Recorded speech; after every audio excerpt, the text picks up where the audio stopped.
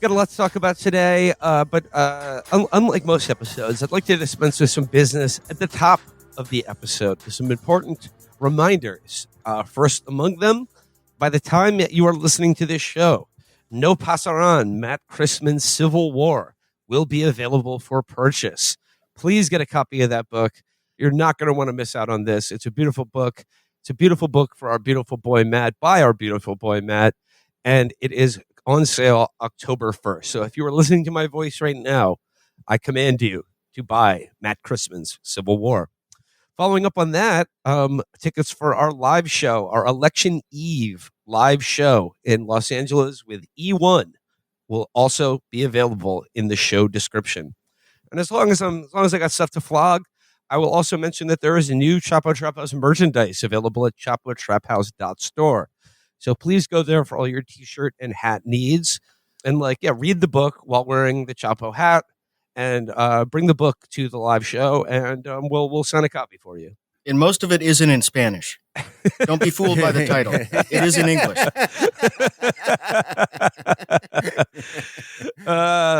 Like I said, all proceeds from No Pasaran, Matt Christman's Civil War will be going to fund our trip to Istanbul on Turkish Airlines. Business class only. We're bringing Matt to Istanbul. You have to pay for it? No, our listeners will be paying for it. Oh, okay. Yeah. But yeah, so we got those out of the way. Got some conducted some business at the top of the show. Oh, dear. Well, to kick things off this week, over the weekend, we saw the assassination of Hassan Nasrallah in what is certainly a prelude to most certainly a full-on Israeli invasion of southern Lebanon. Apocalyptic flooding in the southeast and especially North Carolina. Any listeners in Asheville, I hope you have Wi-Fi to listen to this episode. But our thoughts and prayers are with you right now, and also the people of Georgia that are experiencing an airborne toxic event. Too much to talk about there. We'll probably have to get to those on future episodes. But as promised from last week, there's much to discuss about my mayor, your mayor, America's mayor, Eric Adams. He's so cool. He's the best. He's the best, and he is being unfairly persecuted. With Eric Adams, the first thing I thought when I saw that the story broke and I saw what he was being bribed with was that is very smart. What is the hardest to trace, least documented thing in the world? Airline tickets. The hardest thing to find.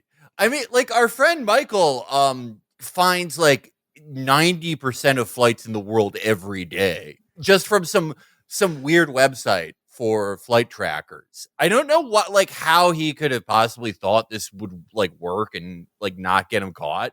But that and the fact that he was like, no, it's too suspicious if you give it to me for free.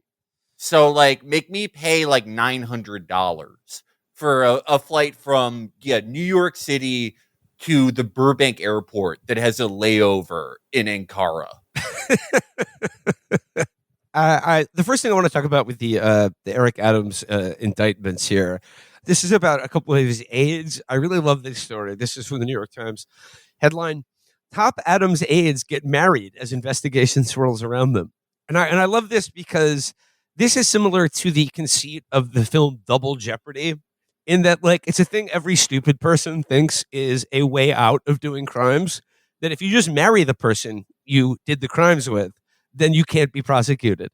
And I'm just going to read it here. It says, at a wedding in Martha's Vineyard, key players in City Hall sought refuge this weekend from the several federal investigations plaguing Mayor Eric Adams' administration.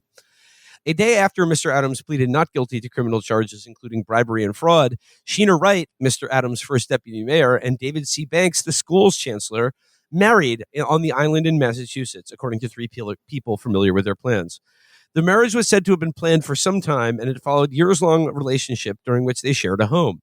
But it might also allow Mr. Banks and Ms. Wright to claim spousal privilege, which gives them the right to decline to testify against each other in court, should that become necessary, the legal experts said. Probably not, because they all have texts that are like, when does my bribe get here? Delete this, by the way.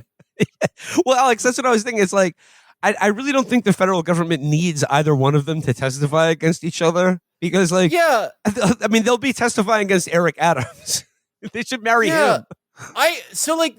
You alluded to it with the text, but like Eric Adams, he went into the FBI field office and presumably to complain about like his bribe not working. He was like, I'd like to lodge a complaint. I tried to get on a Turkish Airlines flight to Izmir and they wouldn't let me. Who do I complain to? But like they asked him about just basically the investigation surrounding him. And they were like, did you have contact with this person? And he went, no way. Can I go to the bathroom? And he goes to the bathroom and deletes all the text on his phone, which like Eric Adams was a cop for 22 fucking years. He was a captain for like the last like fucking fourth of that time.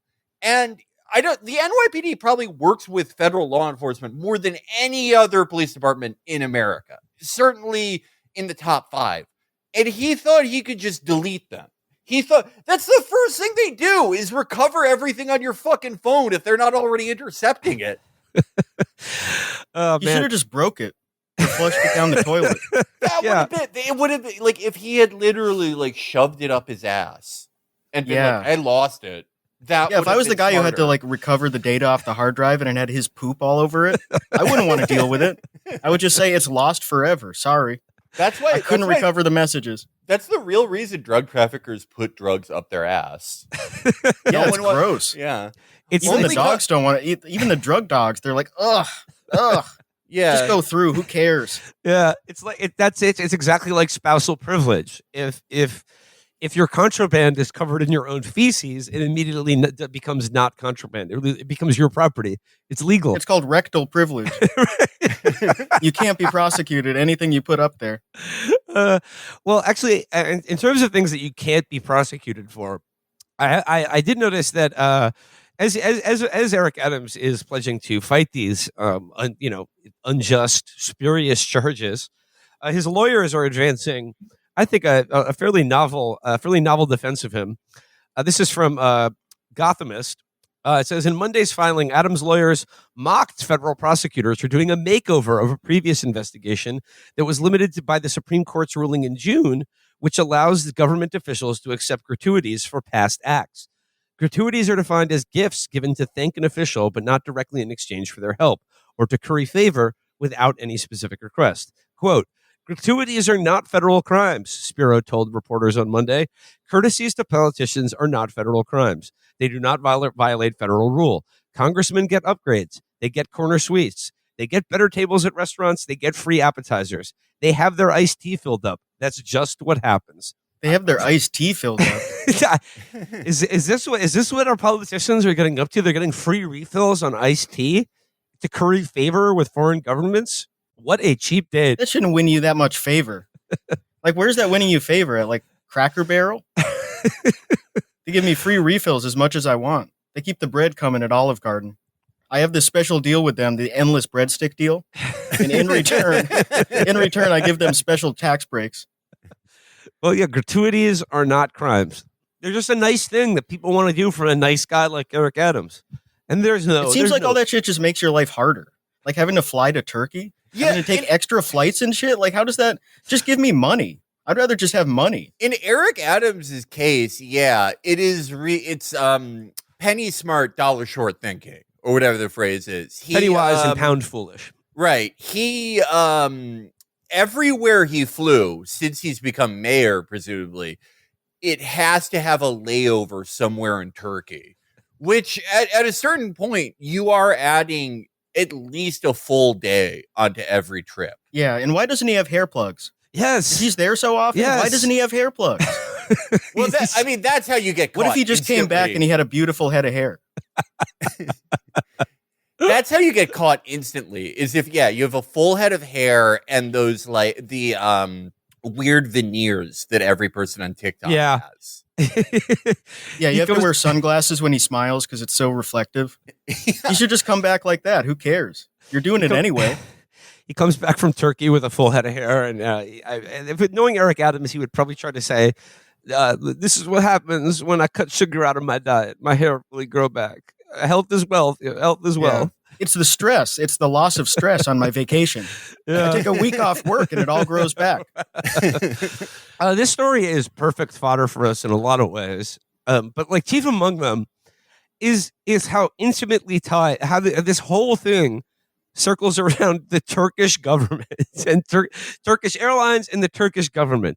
And what's so funny about this is, as best I can tell, for all of their gratuities to Mayor Adams, what the Turkish government received from the city government of New York is the ability to have a building that is not up to fire code, and the mayor's commitment not to recognize the Armenian genocide.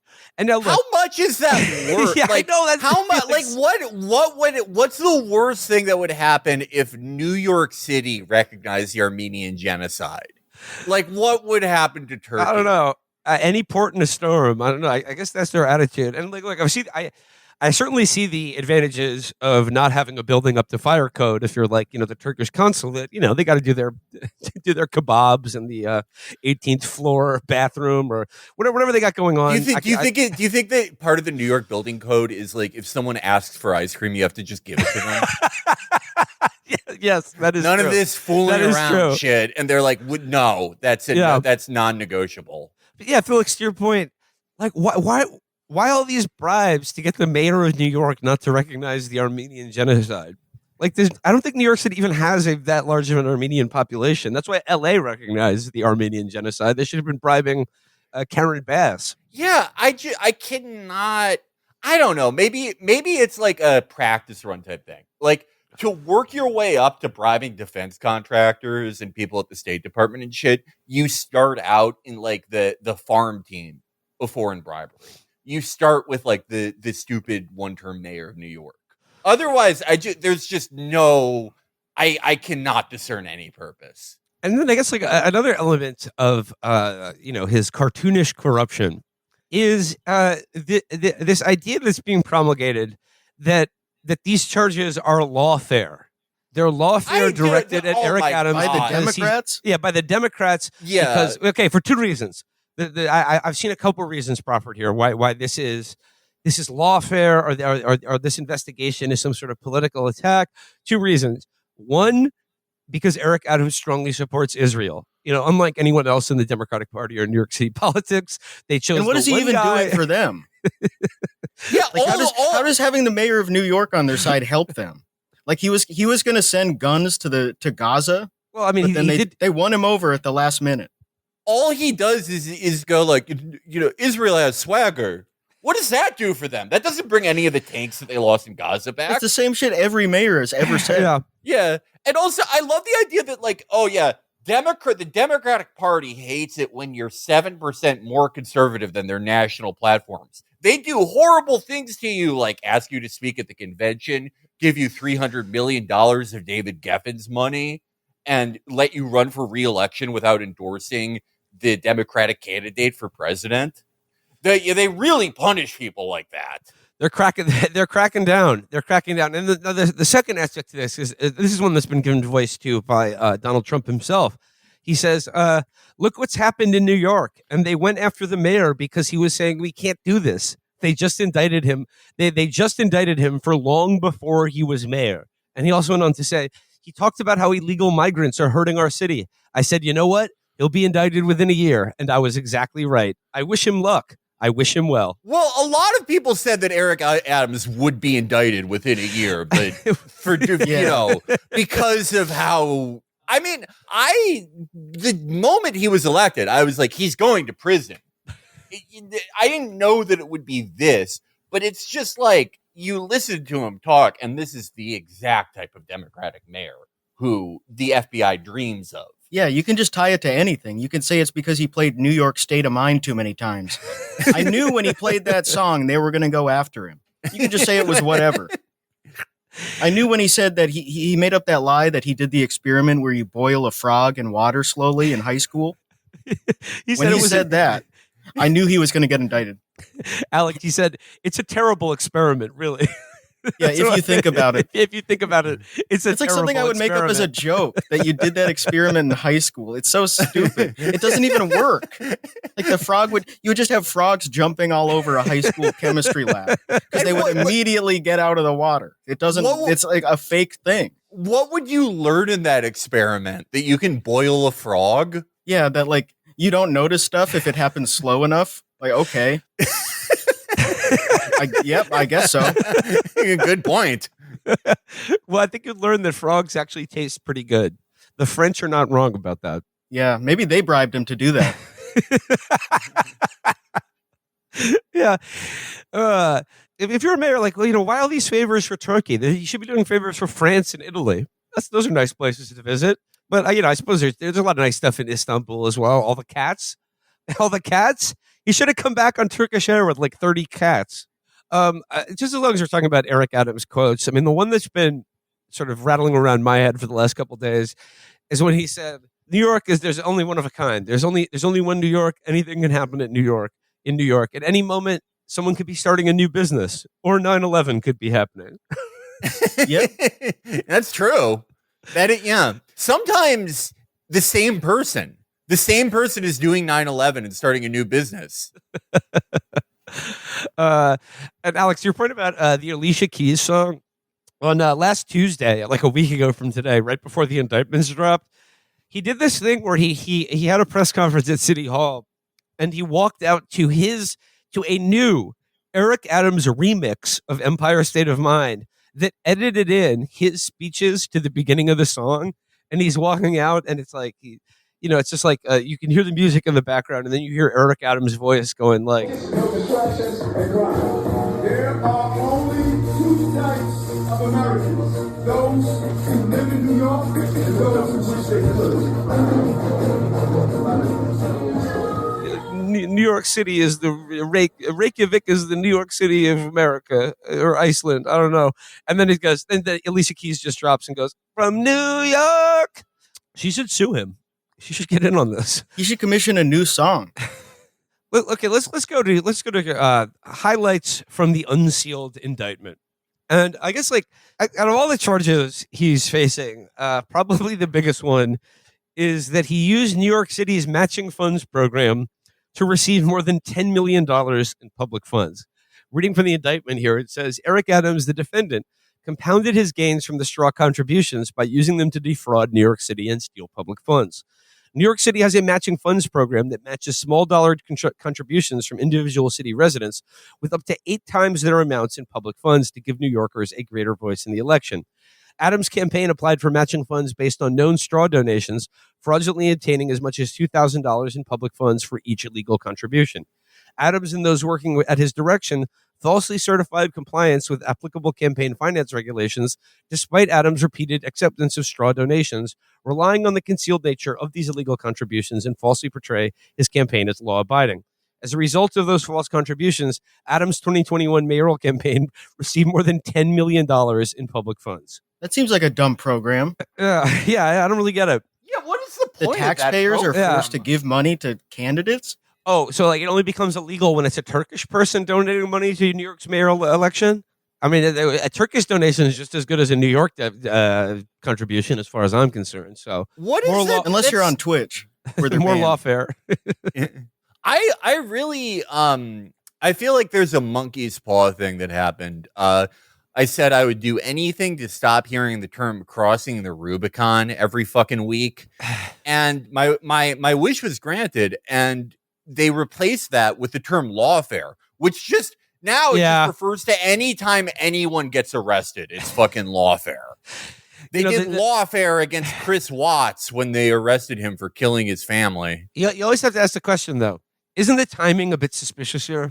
Isn't the timing a bit suspicious to charge someone with federal crimes in an election year? Cui bono? Who benefits? So like every other year you can't do it.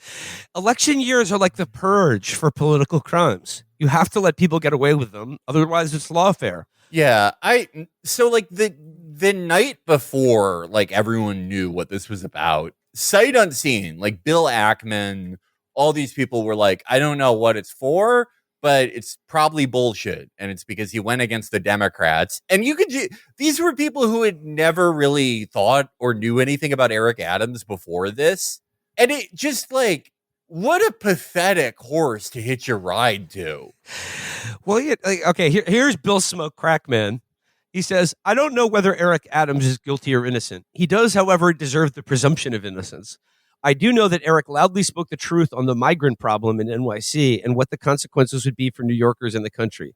Doing so required bravery, as sharing these views publicly as a Democratic mayor did not win him any friends in the party or with the Biden-Harris administration.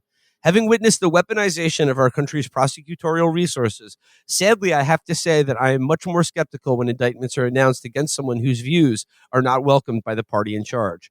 One would hope that in our political system, indictments would only be brought in cases where the probability of conviction is very high, as it is beyond a reasonable doubt that the accused is guilty. Sadly, I am less confident that the system works that way anymore. Which is really funny. Mean like because a case where you have text messages by the defendant where they're saying, hey, make sure to delete these because we're doing a crime here.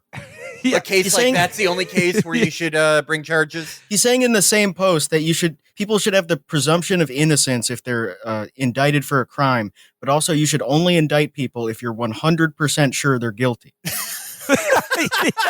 So should we presume they're innocent then if they have to already be guilty to be indicted? I don't know what you're asking for. Yeah, I mean, I don't know if Bill read the indictment before he fired off that post, but the indictment is unsealed. I was just reading from it. And yeah, like Felix, like you said, most of it is just text messages that'll be like, Adams Staffer, are you sure you'd like to engage in these illegal federal crimes? Yeah. Adams, yes, but please make sure to delete these messages as to cover up evidence of the crimes we're doing. This international bribery scheme has swagger. Make sure to delete this. He's being persecuted, folks. Now, next up from the unsealed indictment is Felix, you've been mentioning the fact that every flight he's taken over the last since he's been mayor, he has arranged to have a layover in Istanbul or Ankara. This is from the indictment here. It says, because Turkish Airlines provided free travel benefits worth tens of thousands of dollars to Eric Adams, the defendant, he flew Turkish Airline even when doing so was otherwise inconvenient. For example, during the July and August 2017 trip, Adams' partner was surprised to learn that Adams was in Turkey when she had understood him to be flying from New York to France. Adams responded in a text message, transferring here, first stop is always Istanbul. When Adams' partner later inquired about planning a trip to Easter Island, Chile, Adams repeatedly asked whether Turkish Airline could be used for their flights, requiring her to call Turkish Airline to confirm that they did not have routes between New York and Chile. Why was he going to Easter Island? Just look at the heads. I guess that's kind of cool. Yeah, it's pretty cool. It's a long flight. Yeah. Yeah, make sure to call Turkish Airlines. Do they have a layover in Atlantis? I really want to see the underwater city. It's too bad Turkey never had any Pacific colonies. They don't have any of those little islands because you could stop in France or the UK. Plenty of places you could get some graft along the way to Easter Island, but not Turkey. It's just okay. Everyone knows basically where the mayor of New York is traveling at any given time, more or less. It is, if it's not always a matter of public record, someone somewhere will say where they're going sooner or later. Did he not he thought he was going to probably be reelected and have 2 terms as mayor, and for 8 years or more, every single place he went, he was going to have a fucking layover in Turkey, adding over the course of 8 years probably a full year unnecessarily of being in Turkish airports. By the end of his life, probably a third of his life spent in Turkish airports. And no one was going to know. No one was going to notice. No one was ever going to notice that he's flying from fucking New York to Philadelphia, but he has a layover in Izmir. No one was going to notice that for years and years. Yeah, and to the point about lawfare and Bill Ackman, this part of the indictment is referring to when he was Brooklyn borough president, when he was doing this shit back in 2017. So it's the idea here is that they were just we'll file that away until he becomes mayor and supports Israel and speaks out against migrants, that thing that we know is going to happen in a couple years' time. It's called covering the bases. The president and the vice president are currently doing. Yeah, yeah. All of the leaders of the Democratic Party, who is not moving to the right on migrants and backing Israel? Shouldn't they all be indicted? They should be. Yeah, I guess so. Or I guess another facet of the lawfare argument that I've seen offered is this idea that look, we all know that actually the system needs all politicians to have some dirt on them, so that then when they step out of line, they can be indicted. And I think there's like, I don't know, there's like a veneer of credibility to that argument, but like, I mean, it's just like the key word here is a little dirt on them. Eric Adams has nothing but dirt. He's like Pigpen. He's got Turkish airline tickets falling out of his pockets every time he gives a press conference.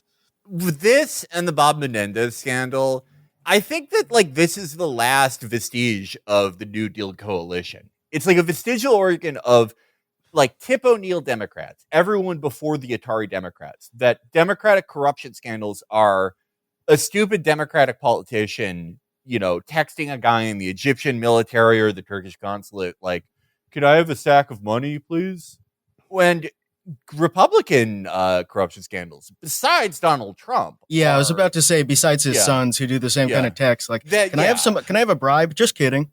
That's why Trump and Clinton were perfect opponents for each other, because the Clintons do the Republican Mitch McConnell corruption schemes where it's like, they're like Hans Gruber. There are 80 shell corporations and fucking bearer bonds, and they're stealing kids from Haiti and all this shit. And Trump does the Democratic style ones where you're just getting a sack of money from a guy. But the Clintons really tried to, make everyone do more complex schemes in the party. It just never worked. They'll never stop doing it this way. Speaking of bags of money, this is once again from the federal indictment. As Brooklyn Borough President, Adams employed a scheduler, the Adams Scheduler, who managed his appointments, meetings, and other official events. Despite her status as a New York City employee, the Adams Scheduler was used by Adams to perform personal tasks for him, such as collecting rent at a Brooklyn property he owned. Adams also assigned the Adams Scheduler to pay various personal expenses for him, after which Adams would reimburse the Adams Scheduler in cash.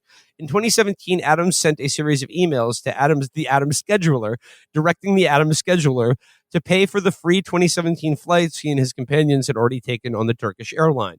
But the emails provided inconsistent explanations. In some, Adams suggested that the Adams Scheduler should pay by using Adams' credit card, while in others, Adams claimed to have left cash in the envelope for the Adams Scheduler to take to Turkish Airlines. Like that, in the 21st century, paying for airline tickets with cash in an envelope is so fucking funny. That is so awesome. I wish I could pay for airline tickets in cash. You just walk into the airport and just hand them an envelope of cash. One to Istanbul, please. Don't you instantly get put on a list if you do that? Yeah, I would imagine, yeah. Also, everyone working for his office is the tallest person in each village in upstate New York. He just went through and took them. And they're loyal only to him.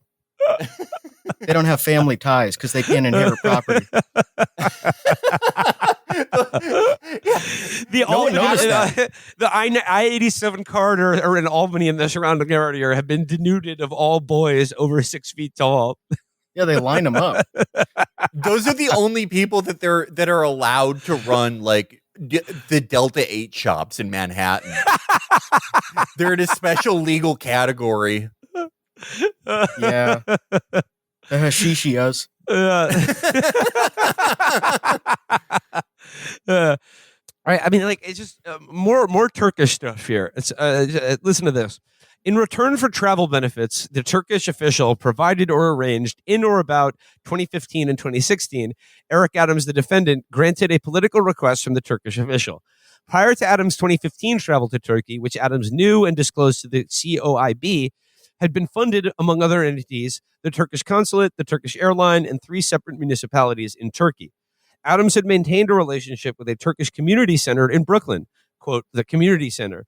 In or about 2016, the Turkish official told Adams that the community center was affiliated with a Turkish political movement that was hostile to Turkey's government, and that if Adams wished to continue receiving support from the Turkish government, Adams could no longer associate with the community center. Adams acquiesced.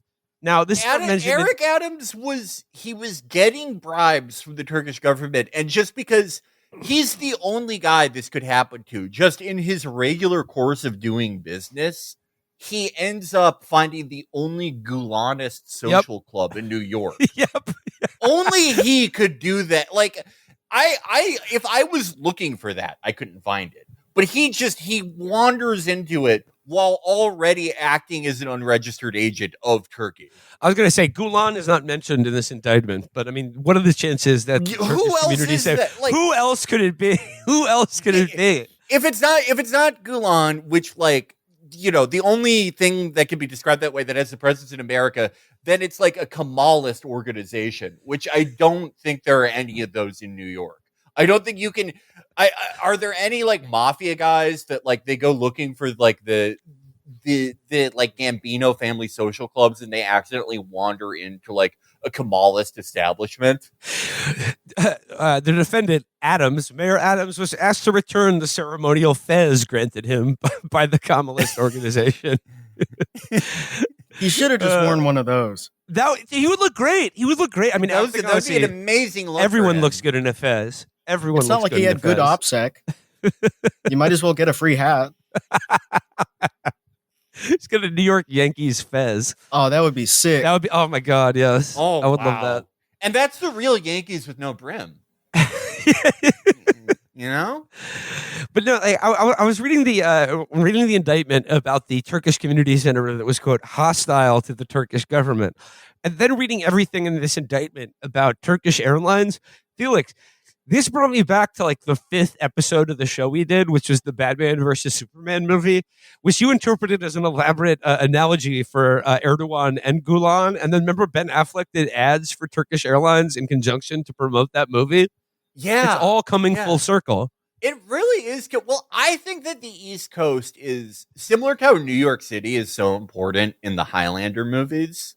Yes. That's where it all goes down. It's like there's a locus of power there. I think the East Coast is like that for Turkish people. And I think like Superman, away from the Turkish sun and subjected to the East Coast sun, Turkish people get superpowers. And that's why Gulen is all over Pennsylvania. That's why, the Turks, the Erdogan side of things, they're deeply involved in New York politics.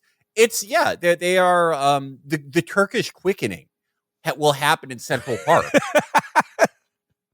There'll be an ice cream cone moving at the speed of light, and whoever gets it is the Turkish Highlander. There can be only one. It's the sword in the cone. Who would be the Turkish Kurgan in this scenario? Erdogan? Is he that? He's the one pulling the strings? Erdogan would be like the Sean Connery character. Okay, yeah. Like it would be same types of characters. Like there would be a guy in the Scottish Highlands who like for some reason he's able to like give himself hair plugs. He never goes bald, even though all the other men in the village are going bald. And they exile him because of that. They're like, what? With witchcraft. He's doing witchcraft, yeah. And he doesn't understand it. And then Erdogan, the Sean Connery character, like shows him the ropes of being Turkish. But the Kurgan is probably either it's Enos Cantor. Yes. Yeah. Enos Freedom Cantor. Yes. Currently they're going to fight with each other under Madison Square Garden. Here's some other highlights from the indictment. On June 22nd, 2018, the same day as the fundraising event just described, the Adams staffer and the promoter discussed by text message a possible trip by Adams to Turkey. The promoter stated in part, "Fundraising in Turkey is not legal, but I think I can raise money for your campaign off the record." The Adams staffer inquired, "How will Adams declare that money here?" The promoter responded, "He won't declare it, or will make the donation through an American citizen in the U.S., a Turk. I'll give cash to him in Turkey, or I'll send it to an American. He will make the donation to you." The Adams staffer replied, "I think he wouldn't get involved in such games. That might cause a big stink later on. But I'll ask anyway." The Adams staffer then asked, "How much do you think would come from you?" The promoter responded, "Max 100K. The Adams staffer wrote, 100K? Do you have a chance to transfer that here? We can't do it while Eric is in Turkey." To which the promoter replied, "Let's think." After this conversation, the Adams staffer asked Adams whether the Adams staffer should pursue the unlawful foreign contributions offered by the promoter. And contrary to the Adams staffer's expectations, Adams directed that the Adams staffer pursue the promoter's illegal scheme. So I love that. I don't think he would get involved in such games, but I'll ask anyway. Good to know. This is the kind of, you always got to check with the boss. Yeah, wow, this sounds really illegal and stupid. I don't think he would be into it, but let's just make sure. Hey, 100K. That's 100 grand right there. Free money. I'll take any Turkish money if they're giving it away. And Felix, you mentioned at the beginning of the show that Eric Adams was a cop for most of his career. It's baffling to me, like how many people still just do shit over text and email that's illegal. Yeah, at least over a phone call, they have to be tapping the phone already. Right.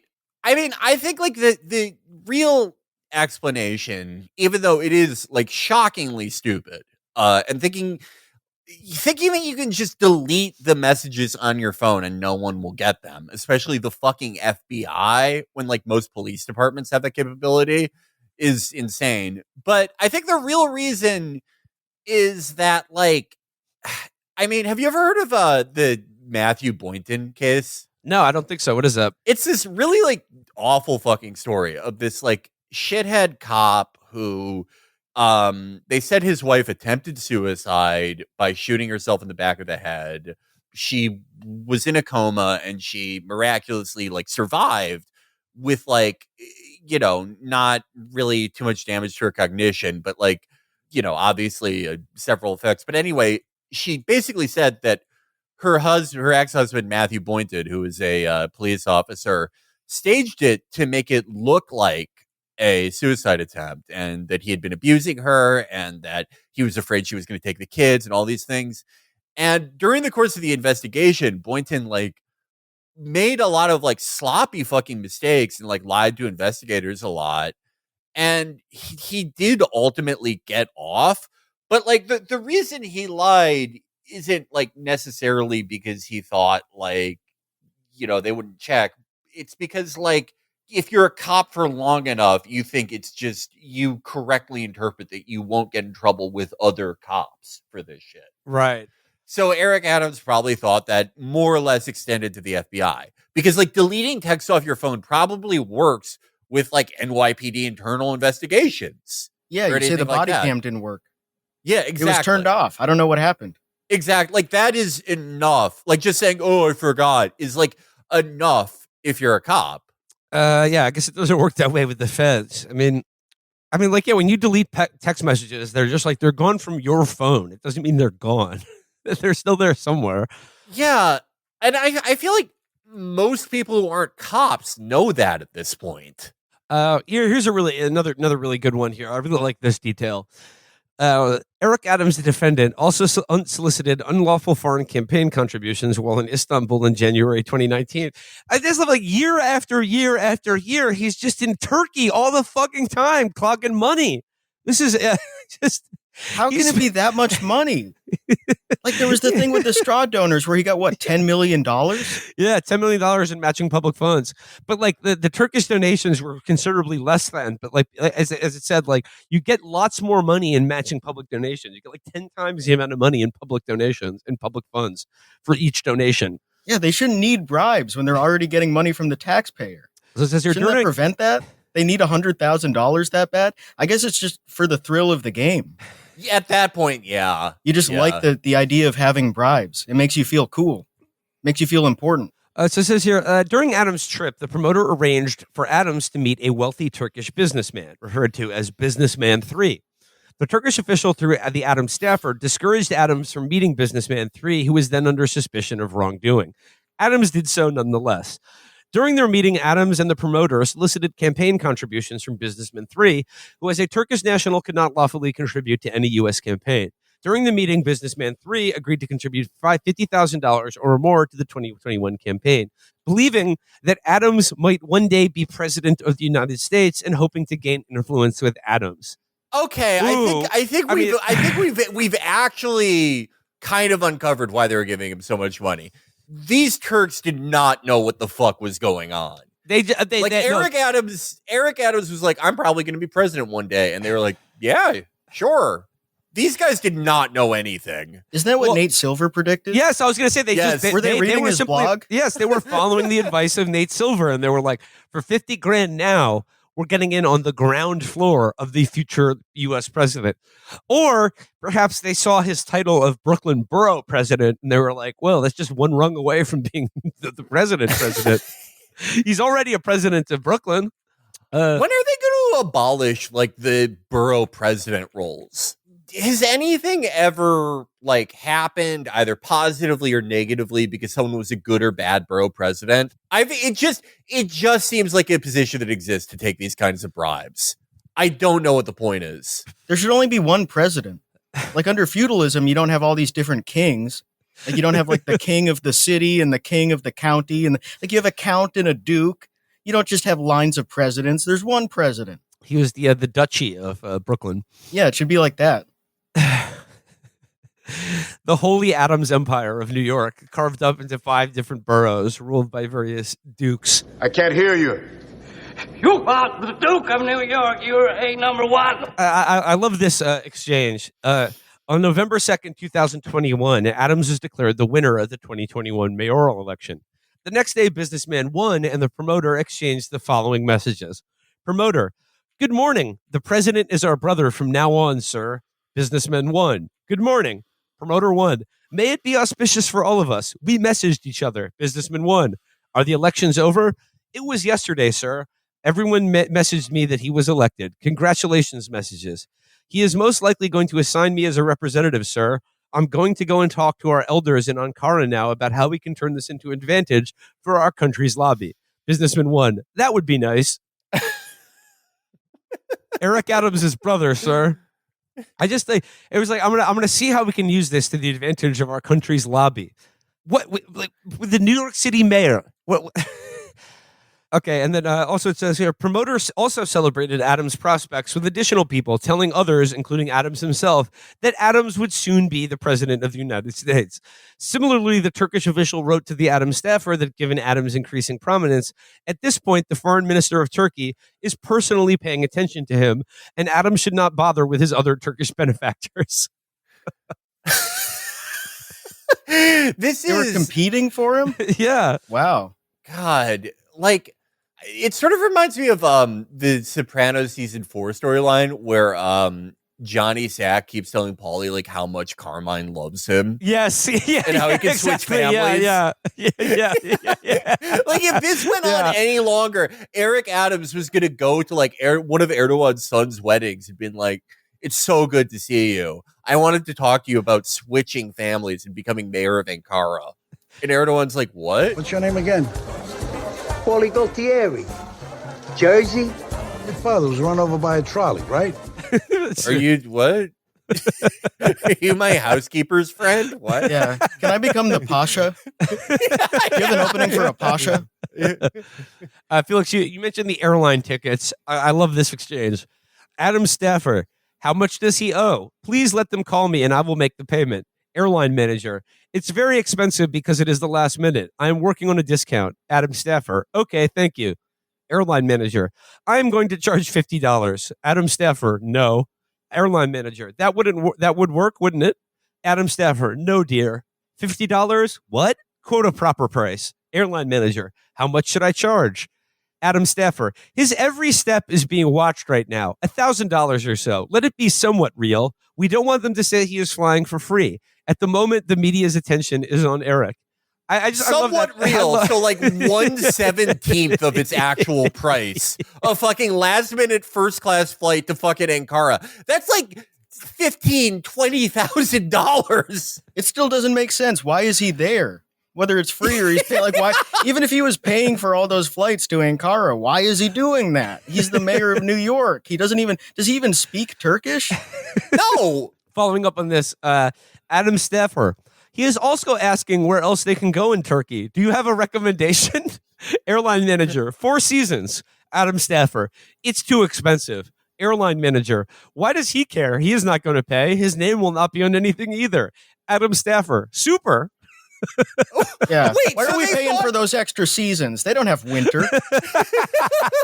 You stay at the 2 season. You get the wet and the dry season. Why did he so he thought this one guy alone is giving me $100,000 and they're paying for this trip, but I have to provide my own lodging and I want to save money, even though I'm getting like 20 grand in airfare for free. It's such a hassle. It's like so many arguments on the phone. Like all this logistics. Like how is this fun at all? How does this benefit? Unless you like arguing with the airport. I think Eric Adams is like a weird enough person that he probably, before all this happened, he was like, for some reason, he had like a layover in Turkey, or he went to Turkey for something.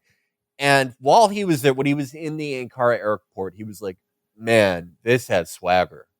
This is my place. And he just decided he wanted to be in that airport as much as humanly possible. And he got his wish, because he's probably spent about like 1 out of every 5 hours of his life in the Turkish airport. What if there's an ice cream guy there and he has like a pitched battle with that guy, and he keeps trying to win the ice cream fight? He keeps trying to get the ice cream, and the guy's like, nope, you got to go home. You're not going to get it today. And he's like, well, I'll be back in a year. I'll be back in 5 days. Yeah. I mean, it's just like coming back to this idea that, like, I guess I just like, I can't really conceive of how many trips he's taken to Turkey during his career as a New York politician. And like, as an example of that, in these endless negotiations with Turkish Airlines, he was his staffers were calling to change a flight at the last minute from Pakistan to Ghana. But he made clear to the airline that he didn't want the complimentary Bosphorus Strait boat tour, because he said, quote, I've done the boat tour a few times already. He's like, yeah, that's for fucking tourists. That's for tourists, not veterans like me. Yeah. What a guy. It's a real crossing the Bosphorus moment. But another aspect of this is, as I mentioned, like what did Turkey get in exchange for all of this this graft that they were funneling in the mayor's direction? So it was basically that he fast-tracked fire department approval of a new building that the Turkish government wanted. And it says the building was largely completed by May 2021. New York City building inspectors issued a violation to the building in mid-2021 after a glass panel fell 10 stories from the facade and just before the building's official opening. Building inspectors reported that there were numerous major problems with key mechanical systems, such as the sprinklers and fans. Now, in addition to it being a fire trap that's, just shedding plates of glass from the 10th story of this building onto the street below, in more recent news, the building was attacked by a Turkish man with a crowbar. This was in May 22nd, 2023. Reading here, it says multiple windows of the building were broken by a man named Recep Akbiyek. He attacked the building with a crowbar, and this attack was condemned by U.S. State Department spokesperson Matthew Miller. He was arrested by the New York City Police Department, and in a statement from the accused, he says, however, despite initially being released, Abiyek was arrested last week due to the indictment prepared against him and is currently under arrest. Speaking to VOA Turkish shortly after his release from the hospital, Akbiyek said that he has problems with his brain and that he continues to have fainting spells since his release from the hospital. He says, quote, I am really devastated. Psychology is a very important thing, and I don't have that. That's a beautiful way of putting it.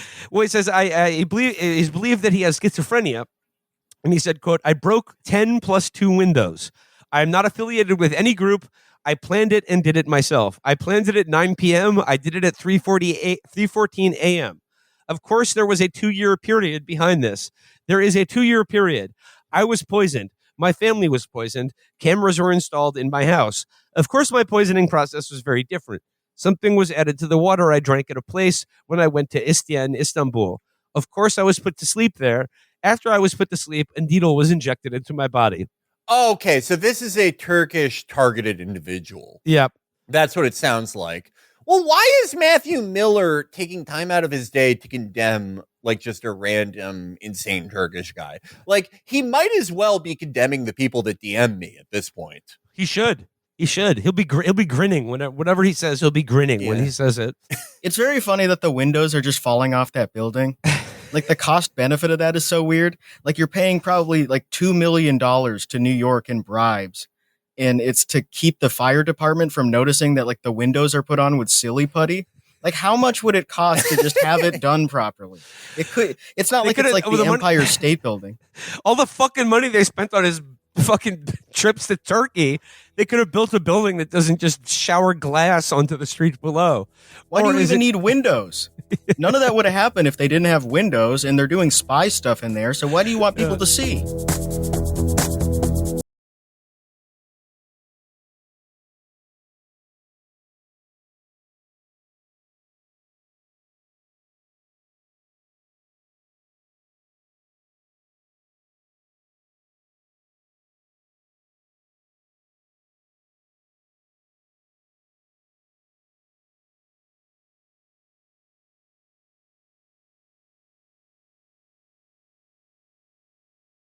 Leo Leibovitz writing for Tablet Mag.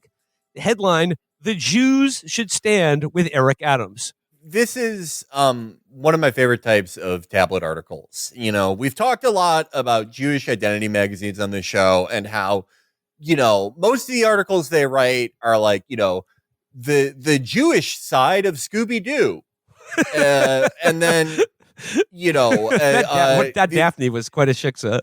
Yeah, but the other 30% of the articles are just like either insane racial invective or, like, I would say most generously taking things from protocols of the elders of Zion and saying earnestly that we should do them. Well, which is the category this one falls into. Yeah. This one is like, you'll see. Yeah, you should back us. Yeah, no, if you back us, you should never get in trouble for anything.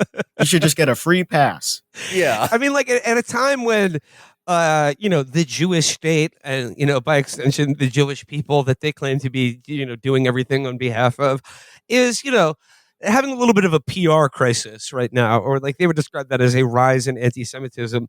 It is very important to demand that all Jewish people stand with one of the most corrupt, unpopular figures in America right now. It's just like, let's associate our brand with that as if we didn't have enough brand issues to begin with. So Leo writes, we don't yet know the precise nature of the allegations against New York City Mayor Eric L. Adams. Editor's note, we very much do. The indictments are unsealed. I just spent the last 40 minutes reading them. But it says here, who was indicted last night by the federal government in an unprecedented step. I mean, like, I know, like, a New York City mayor. Yeah, like, I mean, this is the first time a New York City mayor has been indicted, but, like, it's certainly not the first time a politician has, you know, tripped over their own dick in a, you know, series of buffoonish crimes. I mean, Rudy's indicted. It wasn't while he was mayor, but he's not the first mayor to be in criminal proceedings. Also, like, indicting a stupid Democratic municipal politician is, like, the FBI special. Like, that's their favorite thing to do. Yeah. And also, you'd think that, like, you know, from a sort of a right-wing perspective, cartoonishly corrupt big city Democrat mayor gets indicted on dozens of federal charges would be an easy victory. That's an easy W you can run with. But no, I mean, because I guess he's such a staunch Israel defender, everything else must be sort of put to the side. Not enough to go there every week, though. Maybe if he liked it so much, he would be at the airport in Tel Aviv every week. Maybe he, you know how Adam said he was going to retire to Golan Heights after he was done with politics? Maybe he meant after Turkey annexes it. What if he meant Golan Heights? And it's a different place. What if it's like a neighborhood in Philadelphia called Golan Heights? Says here, here's what we do know. New York City is a big city with a colorful history of machine politics corruption, dating back to the days of Boss Tweed and Tammany Hall. Not even Ed Koch, the city's larger-than-life three-term mayor who lived like a monk in a tiny $475 per month rent-controlled apartment in Greenwich Village, was immune to large-scale corruption charges that eventually destroyed his administration. That's because being the mayor of a city as big and wealthy and fractious as New York City, which is the second home of pretty much every nationality and subnational group of people on Earth, requires that you have working connections to the city's neighborhoods. The city's neighborhoods are run by people who get stuff done, which means that being mayor requires at least the pretense of doing favors for the people who do favors for you. Then he goes on to talk about Jimmy Walker, Ed Koch, blah, blah, blah. This is a defense of him? Yeah. So you pretty much have to do quid pro quo all the time. It's a long history. There's a long history of it. So it says prosecuting New York City mayors for their proximity to one form or another of local corruption is like prosecuting bartenders for their proximity to gin. But like, here's the thing: selling liquor when you're a bartender is legal. Doing corruption when you're a New York City mayor is not. So I mean, I just this idea that Yeah, it like, would be like selling. I mean, selling yeah, the like- liquor in the bottle, like behind the bar, for half price, and then saying, "Oh, it just disappeared." I don't know.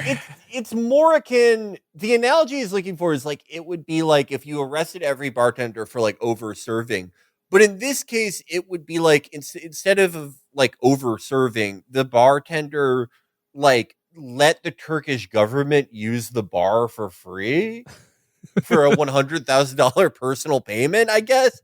Just the analogy kind of falls apart when it's not like, a scumbag contractor or a construction guy, but the Turkish government.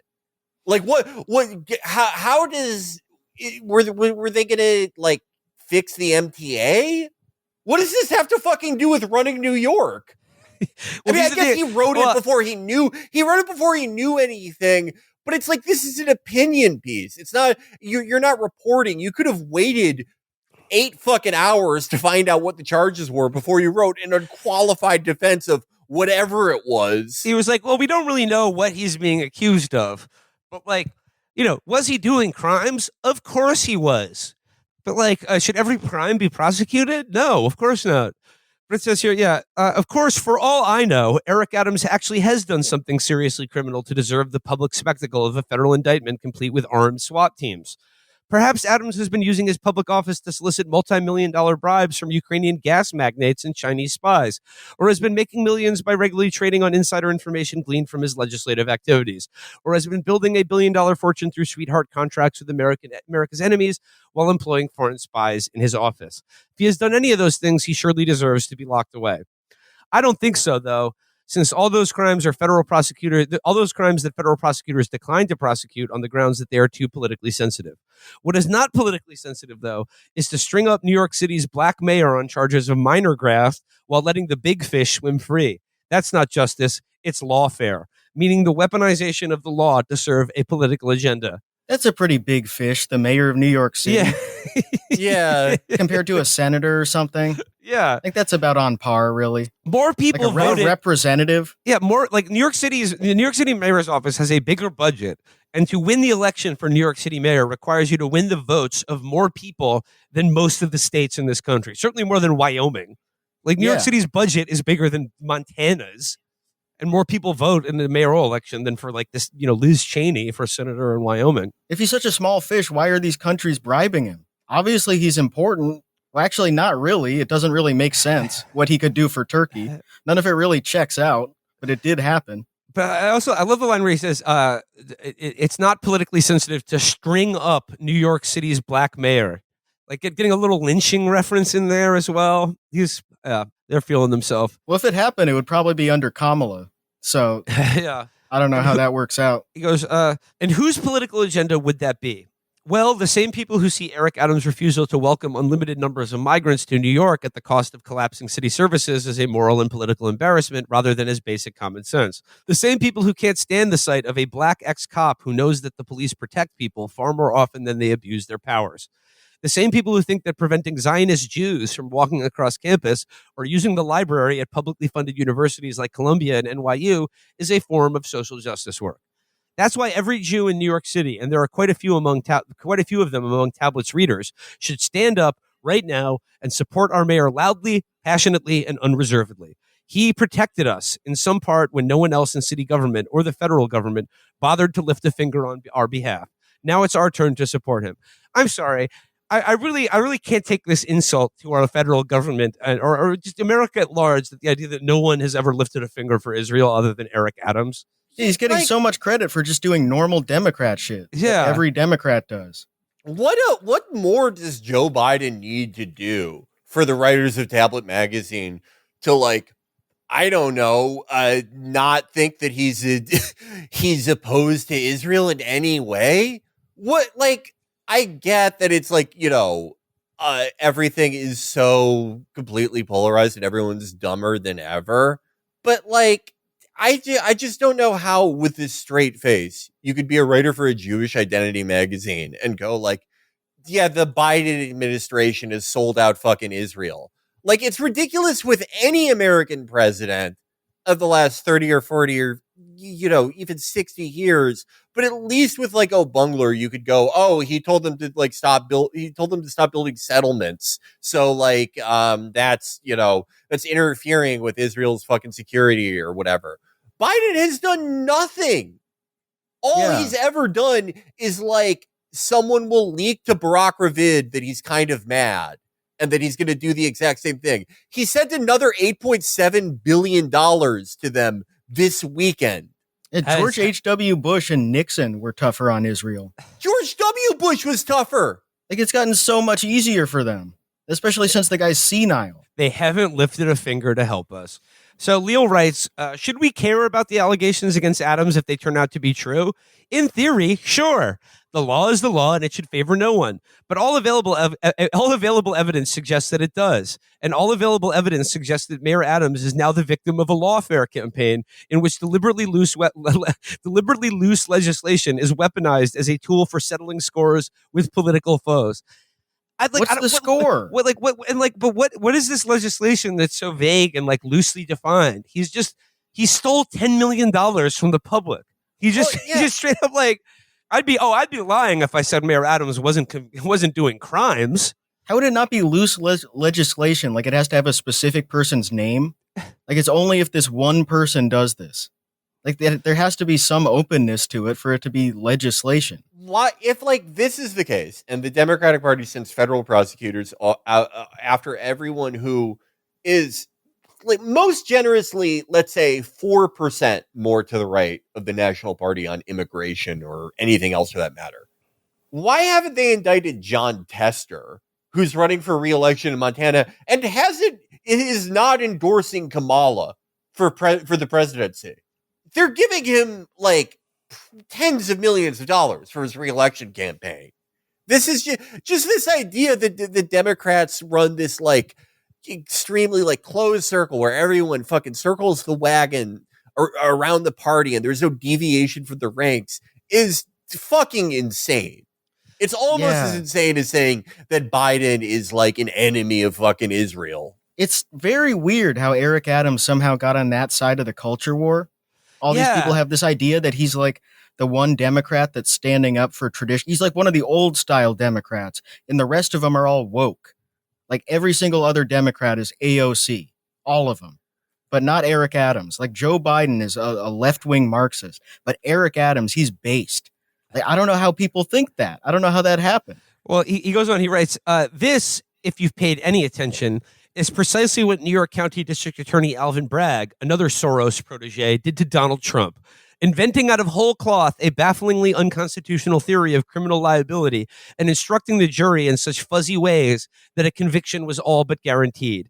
And now it's Eric Adams' turn. Again, like the indictment's unsealed. You can instruct the jury however you want. If you're the prosecutor, like it's fuzzy. What does that even mean? It goes here. The jury voted to convict him. What did the mayor do to make the powers that be so upset? Take your pick. He criticized the Biden White House for secretly flying tens of thousands of illegal migrants to New York City, a move that has cost the city upward of $5 billion to date and threatens to smother an already overtaxed system of social services like shelters and schools. We need to mobilize, the mayor stated as early as December, urging New Yorkers to march on Washington, D.C. and tell the president they'll have none of his insane and reckless opening of our borders and flooding our cities with people we can neither vet nor support. Yeah, that was a huge political story that people missed, was the 2 million New Yorker march on Washington, D.C., led by Mayor Eric Adams in December. Yeah, that would be great. There was a media blackout. Just going down I-95 on the side, like single file. Adams also struggled to fight crime as his party increasingly deemed the very act of policing inherently racist. And he stood for New York's Jews as his party increasingly snuggled up to their pogromists. The federal government, which has the power to uphold laws and deport foreign students who support terrorism, say, are withdrawing funding for universities that coddle anti-Semitic mobs, many of which appear to have direct link to foreign terrorist organizations they support, did nothing. Mayor Adams, on the other It's hand, insane. You can just write that. Like, Yeah, this yeah. is fucking insane. He says- this is more blood libel than fucking anything I've seen directed at any Jewish American since fucking last year. Oh, the pogroms, Felix. Don't forget all the pogroms that happened in New York City. This is like fucking saying that it's not safe to be a German American in Wisconsin anymore. But but besides that, need I remind Mr. Leibowitz, Eric Adams closed the tunnels. Yep. The actually most important thing to Jewish people, the Hasidic tunnels. Who closed them? Not Brandon. Eric Adams. He sent his New York City Gestapo to close up that tunnel. The descendants of Pontius Pilate were sent to close the tunnel. It says, so like they have direct links to foreign terrorist organizations they support. They did nothing. Mayor Adams, on the other hand, sprung to action as soon as he could, breaking down the Tentifada encampment at Columbia and repeatedly advocating for a zero-tolerance approach to Hamasniks in our street. Okay, now we get to why that this guy's all his crimes need to be, we should all turn away from them or all think this is unjust lawfare. It really just comes down to that he sent like 800 cops to raid Columbia of like 40 kids sitting in a building. Yeah, because it's like, if Eric Adams had not done any of that shit, Leo Leibowitz would be the one calling to string him up. I mean, like, this is the only thing. I mean, this is just like, once again, any port in a storm. It's just like any supporter of Israel. But like, again, the fact that he can be so pro Adams and then shit all over Biden is like just about the most ungrateful thing imaginable. What a cunt. Well, yeah, because like this view of the world, you can't actually like acknowledging for a second that like the president, both candidates for the presidency, both parties, and like, let's say 99% of fucking Congress, that they are completely in lockstep. Like that there is no deviation, and any suggestion of even conditioning weapons gets you screamed at, gets you primaried, gets you condemned as a fucking anti-Semite. People could call you a member of Al-Qaeda if you're, God forbid, you're a Muslim in politics and you say this. Any acknowledgement of the reality of this and just the that's too dangerous for the rationale behind Zionism. It has to be a fever pitch at all times. America has to be fucking Germany in 1936, or people might start asking questions about why there needs to be a fucking ethno-state that's bombing 3 of its fucking neighbors all the time. Leal goes on to write, but even if you don't or can't see the workings of a machinery of power that has corrupted the foundations of our legal, political, and cultural system in these examples, and even if you don't find it peculiar that the one city official who stood up for law and order and safety and decency and the Jews is now being targeted. Again, he was crime went up under fucking Adams. He was not the only. His shit didn't even work. It didn't even work. What was his plan? His plan was to go to like police precincts and be like, swag is back. It didn't do anything. He goes, you should still support Eric Adams with gusto because his party line successor, whoever that may be, is guaranteed to make the city considerably less safe for New Yorkers in general. Bienvenidos, Venezuelan gangs, and Jews in particular. Alhan Wisalan, Hezbollah enthusiasts. On that question, I have zero doubt. Adams may also be the canary in a very deep and very dark coal mine. For here is where the logic of this indictment is leading. Small-scale donations by disfavored political players like Turks and Queens or Zionist Turkish you mean people a in member Queens. Of NATO? Yeah, member of Turkish fucking people NATO in Queens are a disfavored political group. A member of NATO that practically gets to do whatever they want. The only like major penalty against Turkey was kicking them out of the F-35 program, which was after they bought Russian air defense systems after receiving like 50 warnings and did it anyway. And we're still telling them that they can get back in if they just like get rid of them. He goes, yeah. That's it. That's disfavored in Washington now. Fucking Turkey. Turks and Queens or Zionist Jews who support AIPAC, the ADL, or B'nai B'rith. Let alone those who have a nephew studying in a yeshiva in the West Bank. Yeah, because if there's one thing our entire political system is designed to prevent, it's the seizure of land in the West Bank so that some dickhead can study the yeshiva in some sort of concrete fortress built on like an olive grove. Nephews in Israel are the only people that the American State Department treats with any fucking urgency. They're not What even the fuck they're not are you even talking evacuating about? American citizens from Lebanon right now. I literally saw the State Department. They were like, yeah, commercial flights are still available. Maybe that's another kickback for Turkish Airlines transfer. Yeah, it's all through Turkish Airlines. Yeah. Nephew studying in the yeshiva in the West Bank will be criminalized, with every donation subject to a suspicion of a violation of the fuzzy laws governing interactions with foreign governments. Once again, where does this idea come from that like all these laws are so vague and fuzzy? The law is pretty clear that you cannot accept contributions from foreign nationals to U.S. political elections. Why does anybody need to accept donations from foreign governments?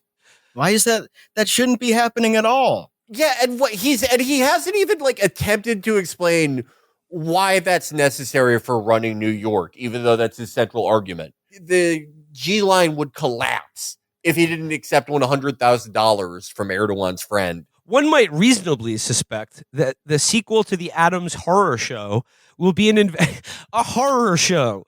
A horror show is what we're seeing here right now. It goes.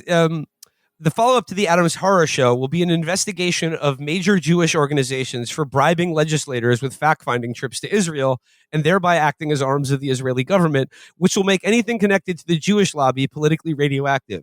At the same time, the giant sewer of corruption will continue to flood the Democratic Party with cash and pay for more violent migrants, less law enforcement officers, and other insane policies that have no impact on George Soros and his son, but have a very large and continuing impact on normal Americans. I think Leal is he's giving up the game a little too easy here, because like the way he says, well, like obviously the next step here is making all the bribes that Israel gives to American politicians illegal. Yeah. They're going to look into our innocent fact-finding missions. Why is that happening? Why are any of these people going anywhere? They're Americans. They work here. They work for us. They don't work for Israel or Turkey. Stay here. Like paying, it's the old cash for violent migrants program. Yeah, it's just bribing legislators which will make anything connected to the Jewish lobby politically radioactive.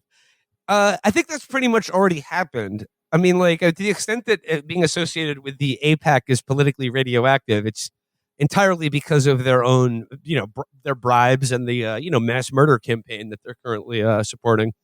But close it out here. He says, so because I don't want to see the weapons of lawfare turned against the Jews. Oh, dear. Oh, my God. Oh, my fucking God. Oh, my God. By the way, if you're a Jew and you lose at lawfare to Joe Biden, that's on you. Yeah, like what are the demographics of the federal prosecutors? Yeah, that is like the, if it's like getting knocked out by Glass Joe. If the U.S. Olympic team lost in basketball to fucking Grenada, like that's on you. I don't care who cheated or what. That's your fault. Because I don't want to live in a third world swamp that prosecutes political enemies and rewards flunkies with impunity. And because I don't Israel, you fucking asshole. And he goes, that's exactly what Israel is. Yeah. Yeah. Or Turkey. He goes, and because I don't want gangs targeting my wife in Central Park or on the subway, or savages chanting from the river to the sea outside my children's day school or my favorite kosher restaurant. Because of all of that and more, I stand with Mayor Eric L. Adams, a hero to Jews and New Yorkers. When he is reelected, thanks in part to the support of our community and all sane New Yorkers, I will proudly pass out squares of Turkish delight. So this guy's just fucking delusional.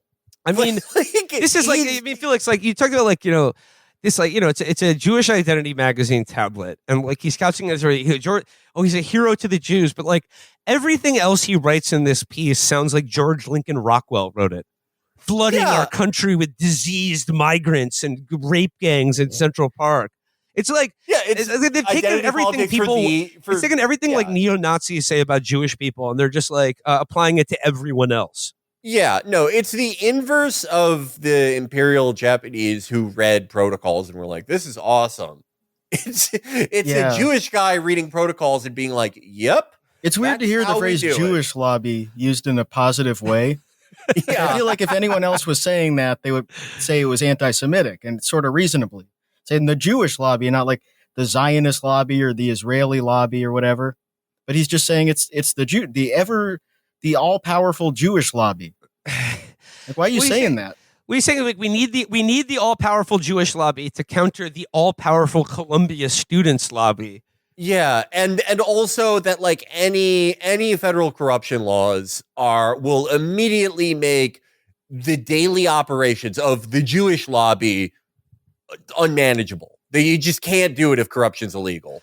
I mean, basically what he's saying here is that federal corruption charges shouldn't apply to anyone who supports Israel.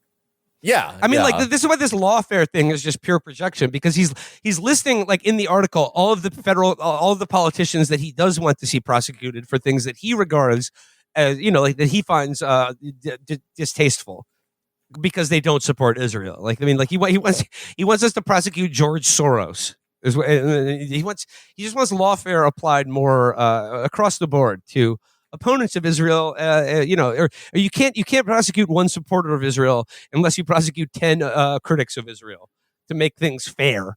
The thing that, like, besides just like nakedly saying like we have a biological need as Jewish lobbyists to do corruption, the way that he describes everyone else is also just, fucking Der Stürmer shit. Gangs of Venezuelan migrants are going to fucking abduct his wife. That's what most gang violence is. It's not like two gangs fighting each other for like territory or like control of like illegal markets. They're mostly just competing to see who can kill the most 62-year-old Jewish women on the Upper East Side.